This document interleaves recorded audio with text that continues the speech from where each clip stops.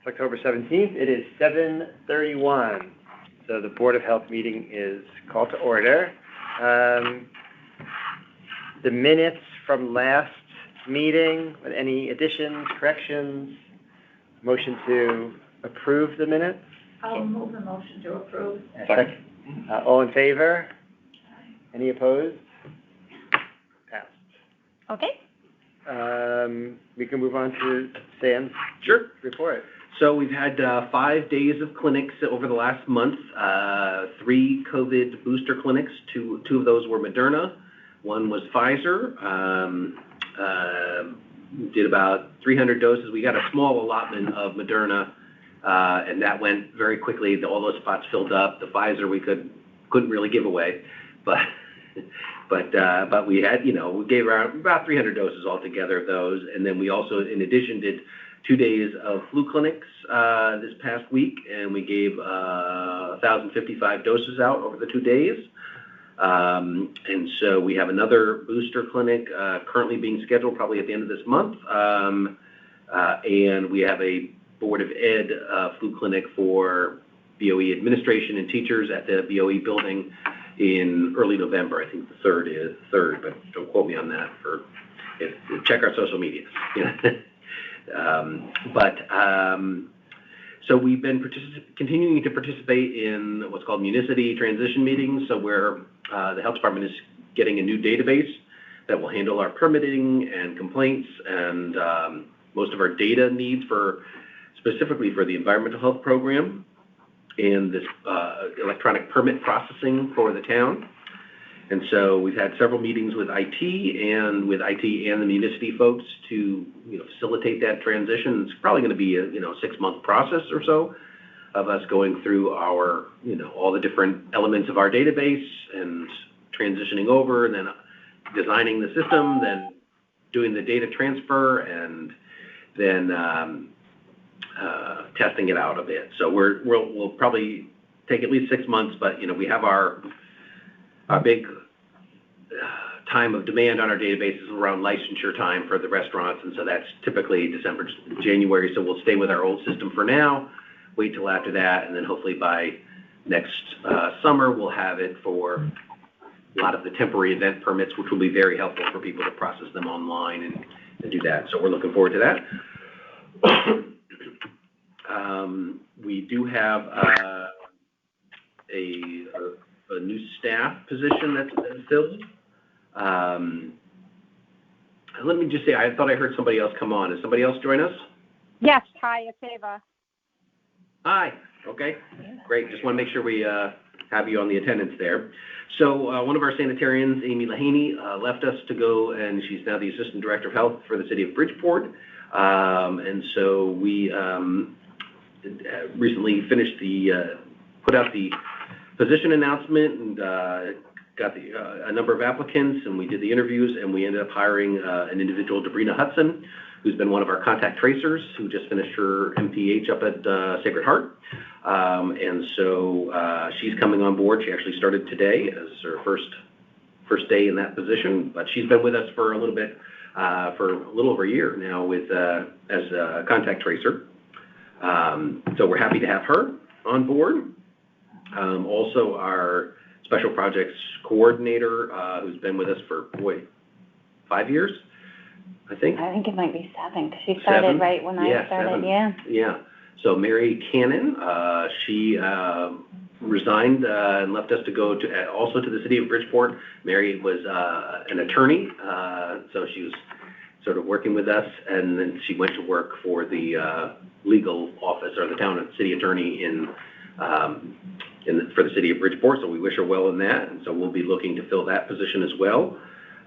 In terms of workforce development, we did just this past week brought on a new intern by the name of Ann Donnelly, so we'll be giving her some experience in public health. She's looking to transition in her career, and we did an interview with her and thought we can at least give her an internship where we'll have her experience the different aspects of the health department. So we put her right to work on the flu clinics and had her greeting the 1,055 people or so.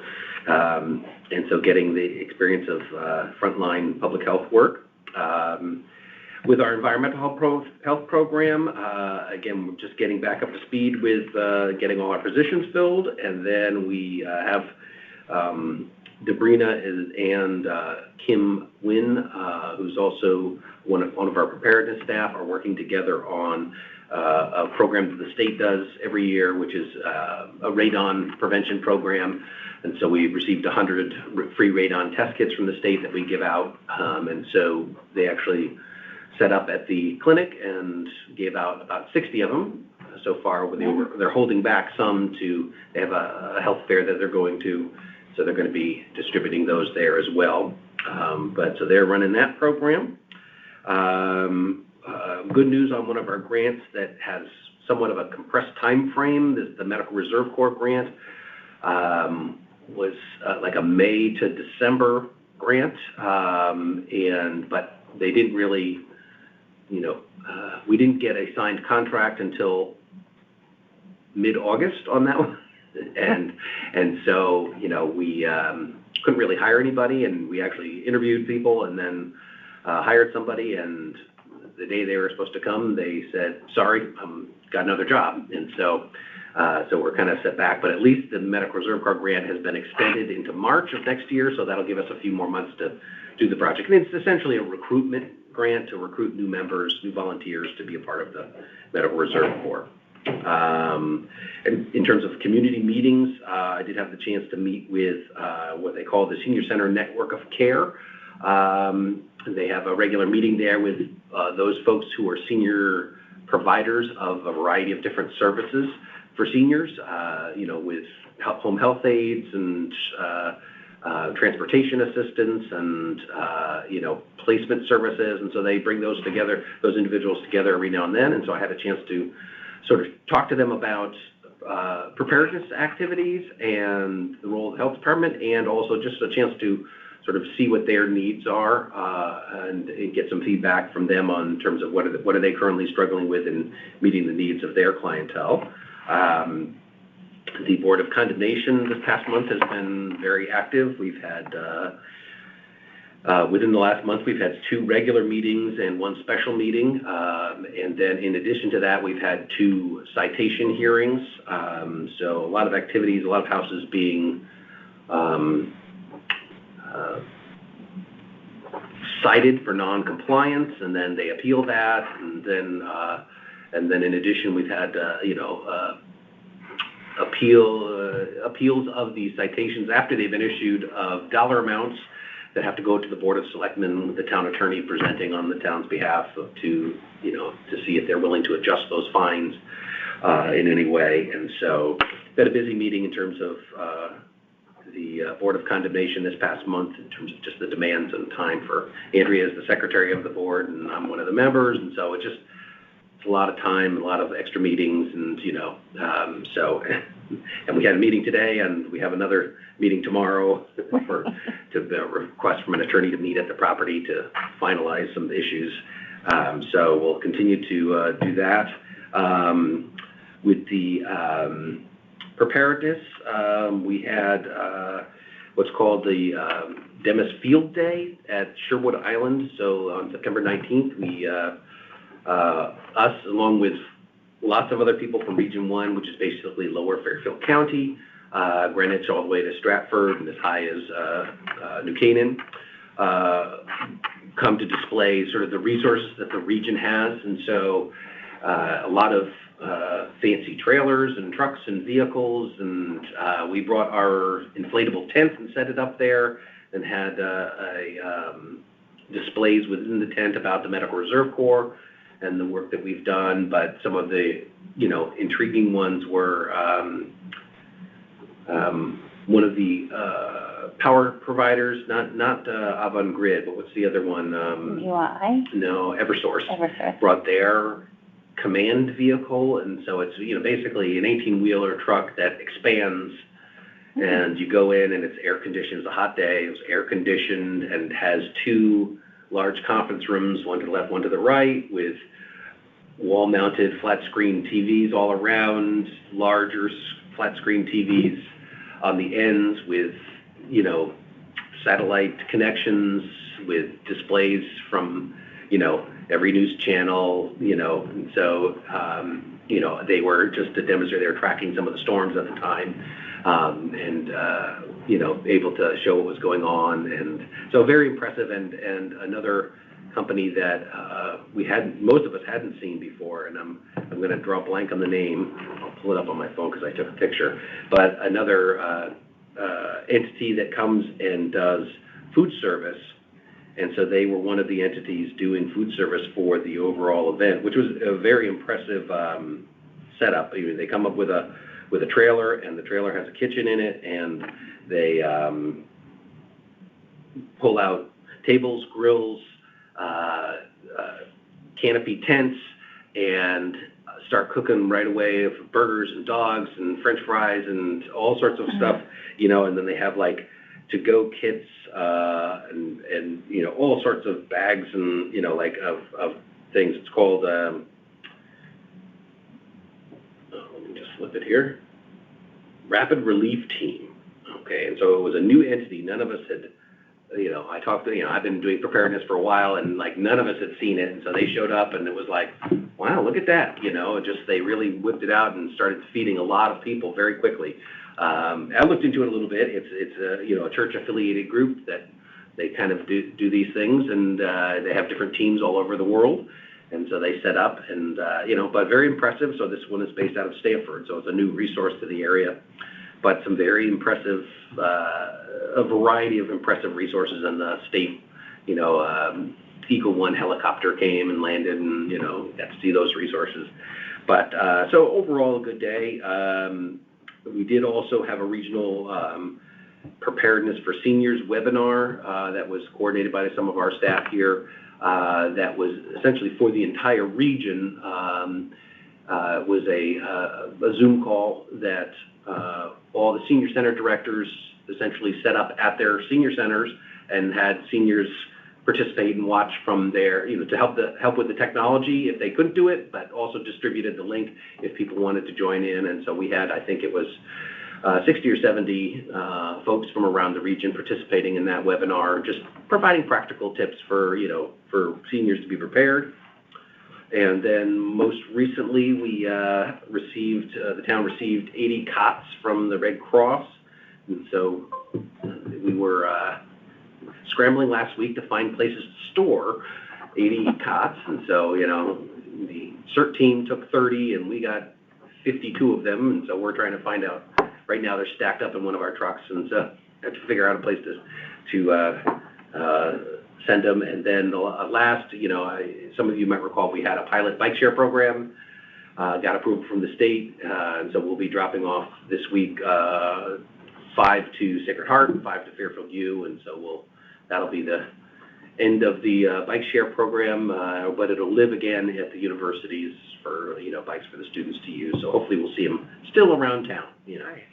But that is my report, and I will just mention that the Rob Guerrera, who was to come, couldn't make it tonight, who's set on the agenda to do a report, so he won't be available tonight. Okay. So were there any communications? I had none. I did not have any. Is there any old business? We have none. Any new business? So under new business, we've got two things that I'm putting out there just for review. The first of which, under item A, is just the town of Fairfield Health Department annual report, and this is the combined 2020-2021 annual report. So what I'm going to ask is just for now to review it, make any comments, and we'll come back and do the final approval next month. Going through it today, I just said, you know what, I had made a couple comments that I don't think they made it into this final version, so there's a few comments that I want to include in there, but we'll be looking to have a final vote on this, and we just kind of want to wrap it up and get it done. Can we, or can I get a physical copy of those? You can have this one. Because when I looked at it, I'm like, oh my word. There goes all your ink, right? Yeah. Can I ask how, I didn't have a chance to compare, how is this different from the one that we reviewed a few months back? It was early in the summer, maybe. I don't recall exactly what I brought to you. It's probably just updated. Okay. I think there was a few things that we updated, but again, I'm looking to I don't think we approved it. Okay. A couple months back, and I think I meant to come back the next month and have it approved, but I want to, because, for some of the grants that we do with the state, they say, what's your last approved annual report? And so I want to have it board approved. But I'll be looking to do that for next month. So if there's any comments, any thoughts, just send them to me. We'll edit and add them, and we'll get that to you. Mm-hmm. And then under B, I thought I would share, this came out this month, the Community Health Assessment and Community Health Improvement Plan. And so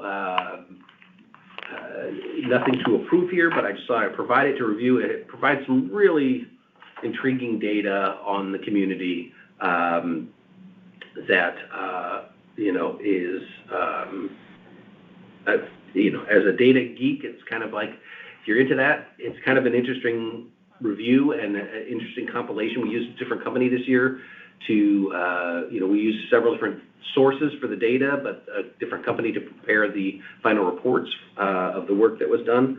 And so it's a good report, but it's basically, this information will go into will eventually work its way into our strategic plan. So when we come back, probably early in the new year, we'll come back with a revised strategic plan that'll reflect some of these changes. And so we'll be spending the next few months. I didn't include this one, but another report that came out is the Fairfield 2021 equity profile. And then as well, and I think I sent these to you a couple months ago. I don't know if you remember these, but these are the raw data results from Data Haven that feeds the community well-being report. That this report that's the primary data source for opinions and perceptions of people of their own health, is the community well-being report. And so this is Fairfield specific data that, and this came out, a little under a year ago, I think.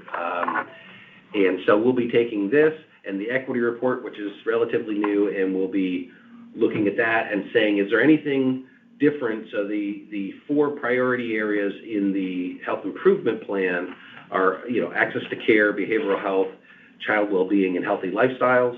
And those will be the overarching priority areas. And then we will, based upon some of these Fairfield specific reports and surveys, we'll look and say, is there any nuance here to things that should be specific to Fairfield? Typically, there's not too much different. We try to stick with sort of the overarching priorities because they cover a lot of different areas.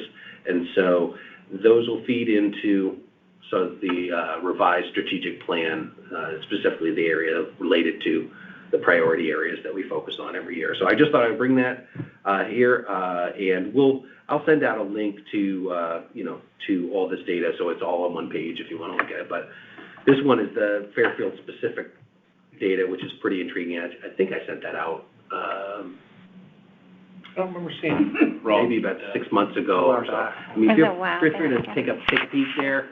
But I think it was a while back, and so it's. Oh, it would have been with the March information. Oh, I don't think I got it. I think I came out like April or May. Yeah. Okay. Yeah. But yeah, we're gonna, put this stuff up. I want to share it with you guys first, then we'll put it up on our website and for the community, and we'll send you some links to that. But it's, as a data person, I sit and read that for hours and say, I got to get back to work, then I say, wait, this is my work. How's this data collected? I mean, how are people approached to answer? So this is a random dial survey. So this is probably the best quality data that we get. And so they do something like 17,000 surveys in Connecticut. And we get, I think it was close to 200 in Fairfield specifically. And so, you know, when you get down to the when you get down to the nitty-gritty of it, you know, when you look at, you know, people who are 18 to 35, who are female, who are this, that data may not be so valuable because the numbers get so small. But when if it's consistent with the overarching results of the data, then you can say, well, yeah, we could use that to generalize in some respects in Fairfield. And so, but from the larger questions, you know, how safe do you feel in your neighborhood? You know, that's a pretty robust survey to get, and it's you know, it has that randomness to it, so it has more power, if you will. I mean, it's very striking when you look at the comparison of the greater Bridgeport area, the final report here. Yeah. It's actually, one, just the questions that were asked, I think, are really intriguing. You know, how safe do you feel walking at night? You know, I mean, that's really interesting data to gather. Mm. And I think, I mean, just looking at like the economic disparities and things of that nature, when you look at the whole community, it's quite striking. I mean, just, you know, short distance down the road, how different things are, and even the up and the down and the median incomes, and it's really interesting data. I mean, hopefully we can do a lot with this in terms of, you know. And we do, and we use it, you know, we'll use this data we do this every 3 years, so we do it in conjunction with the hospitals and the healthcare centers in the area, in the greater Bridgeport area. We all pitch in a little money and you know, and have a team that helps collect the data and, you know, all the, you know, quantitative and qualitative, and the hospitals have connections with the Connecticut Hospital Association, so they pull admission data that we don't have access to as a health department, but they can get it and incorporate it into some of the variables here. So, is it purposely shared with the 2 universities in town to help them with some of their academic endeavors, and maybe then, you know, also community service endeavors? You know, I think for like the social work departments and the, you know, the health programs, purposely sharing and saying, hey, here's the data we have, you know, use this in your teaching. So what would be awesome so if we know already. I will, you know, when I got that, I typically share that with department heads here. It, you know, has stuff for social services, police, you know, community economic development, you know, has a lot of interesting applicable variables for them. But then, you know, I wanted you guys to see this first, but probably tomorrow I will send this out to the department heads as well. And then we'll create you know, we have a community health assessment page right now, but we'll post these new ones up on there and you know, share the data. But I should share it specifically with the university, you know. It's very nicely done. I think a lot could, you know, could come from this. This is a great document. So that is the new business.